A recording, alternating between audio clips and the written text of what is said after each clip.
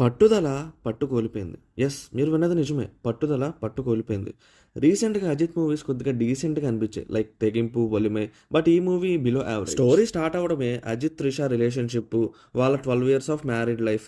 ఆ తర్వాత కొన్ని డిస్ప్యూట్స్, డైవర్స్ వరకు వెళ్తాయి. ఒక్క ముక్కలో చెప్పాలంటే మొదట్లో ఉన్న ప్రేమ మెల్లగా 12 ఏళ్ళు అయ్యాక రొటీన్ అండ్ బోర్ కొట్టేస్తాయి. So Trisha wants to break up. ఇంకా వీళ్ళ జర్నీకి ఎండ్ పడే లోపు Ajith wants to travel with Trisha తన నేటివ్ ప్లేస్ వరకు. ఈ జర్నీలో ఒక గ్యాంగ్ కావాలని వీళ్ళని కెలుకుతా ఉంటారు. మధ్యలో ఈ రెజీనా, అర్జున్ పరిచయం అవ్వడం, జర్నీ అలా సాగుతూ ఉంటుంది. కట్ చేస్తే కార్ బ్రేక్ డౌన్ అవ్వడం, ఈ లోపు త్రిష మిస్ అవ్వడం అండ్ తనని ఎలా కనిపెట్టాడు, ఫైనల్గా త్రిష బ్రతికే ఉందా, అజిత్తో కలిసిందా అన్నదే మెయిన్ ప్లాట్. మూవీస్ ముందు టొబాకో యాడ్ లాగా ఈ సినిమాలో మాస్ ఎలివేషన్స్ ఉండవు, అన్నెసరీ కామెడీ ఉండదు, ఐటమ్ సాంగ్స్ ఉండవు అని వెయ్యాలి. బికాస్ ట్రైలర్ సినిమా గురించి తెలియని చాలా మంది ఆడియన్స్ అజిత్ మాస్ ఇమేజ్ చూసి వస్తారు. ఈ పాయింట్ లో బిగ్ సెల్యూట్ అజిత్ సార్ ఈ సినిమా చేసినందుకు. లిటరల్లీ 1 hour 45 minutes వరకు ప్రతి క్యారెక్టర్ ఇరిటేట్ చేసినా కొట్టినా తిరిగి కొట్టరు.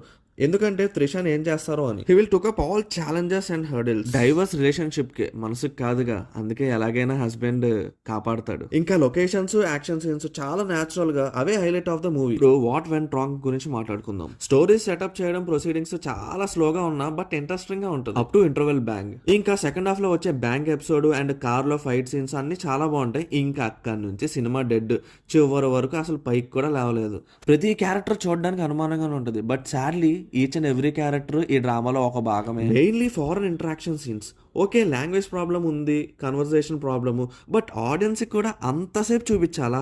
ఆ కాఫీ బార్ సీన్ కి ఒక దండం భయ్యా. Regina and Arjun back and story just ఒక సీన్ లో కలిసిపోవడం ఏంది? సరిగ్గా జస్టిఫికేషన్ ఇవ్వాల. అర్జున్ ని కూడా ప్రాపర్ గా యూటిలైజ్ చేసుకోలేకపోయారు. ఇంకా సెటిల్డ్ గా ఉన్న సినిమా కదా, సో అనిరుద్ధ్ బీజిఎం కూడా ఓకేష్ గానే ఉంది. నా ఒపీనియన్ ఏంటంటే ఒక బిగ్ స్టార్ మూవీ రావడానికి 2 to 3 years పడుతుంది.